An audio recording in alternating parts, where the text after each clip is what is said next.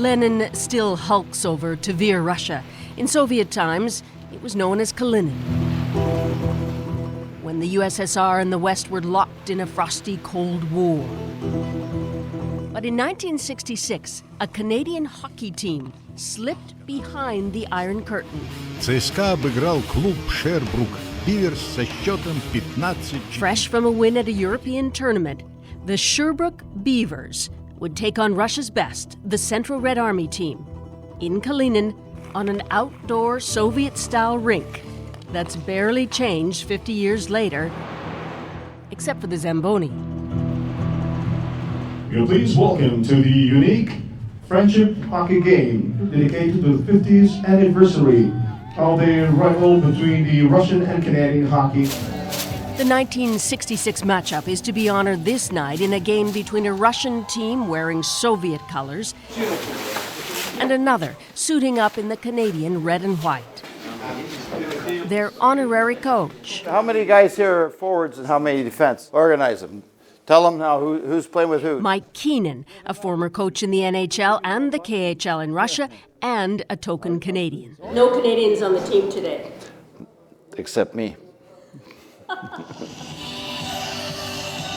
The hockey game remembered here back in '66 helped set in motion some of the great Canada-Soviet matchups to come.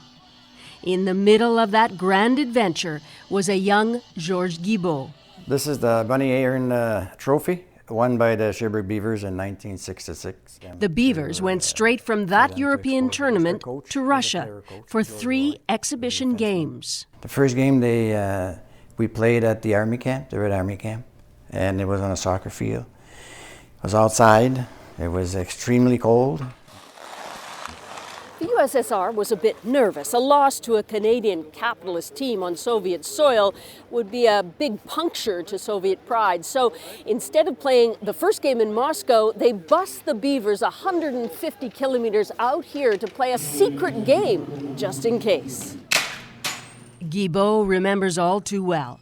The Beavers struggled against the powerful Central Red Army team, which included many of Russia's all-stars. In Canada, you have 1 or 2 good lines, and then the third line is a checking line. With them, there was not 1, 2, or 3. You could see that they were training 12 months a year and not just playing hockey. Sherbrooke was badly outplayed. The famed Russian coach Anatoly Tarasov showed no mercy. Поэтому в третьем периоде, когда они все устали уже, я выпустил свою сильную пятерку.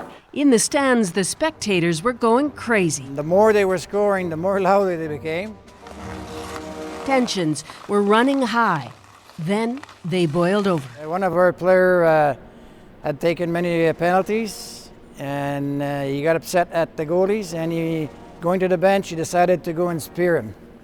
And when the goalie went down, then the brawl started. Это было зрелище потрясающее. Через 2 минуты все мои, у них наверху, сидят. Кто за уши, кто дубасит и так далее. Могло случиться неприятно. Я дал команду.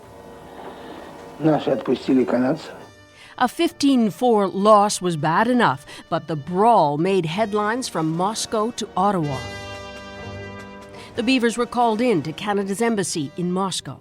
We thought we were going to have some cheese and wine, but first of all, we got a true speech by the ambassador to calm ourselves down. Ambassador Robert Ford threatened to cancel the next 2 games. And then after the ambassador warned us about any more disruption, all the other 2 games, they were played rough, but there was no fighting, no nothing. In Moscow, the Beavers lost 2 more games, the last by only a goal. Georges Guibault nearly missed that final game.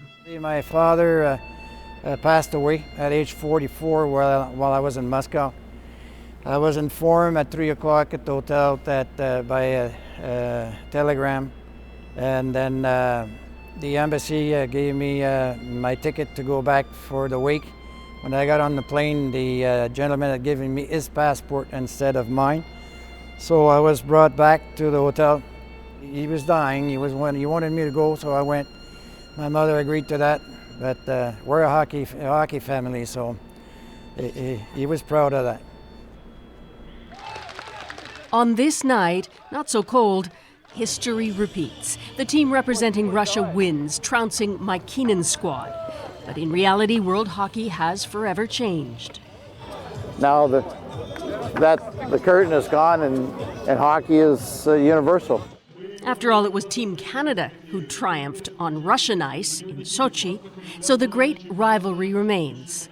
Just ask one of Russia's exports to the NHL, Sergei Nemchinov. And who's the better team nowadays? You know, it's going to be a World Championship soon, and World Cup, and next this coming September, and we'll see.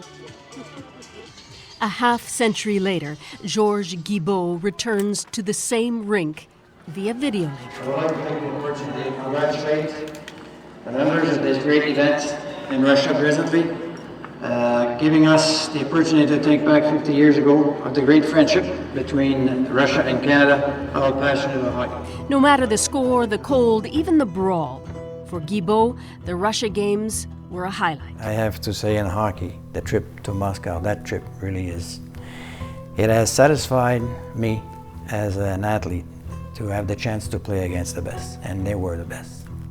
This year, relations between East and West are frosty again. Time, perhaps, for another round of hockey diplomacy. Susan Ormiston, CBC News, Tver, Russia.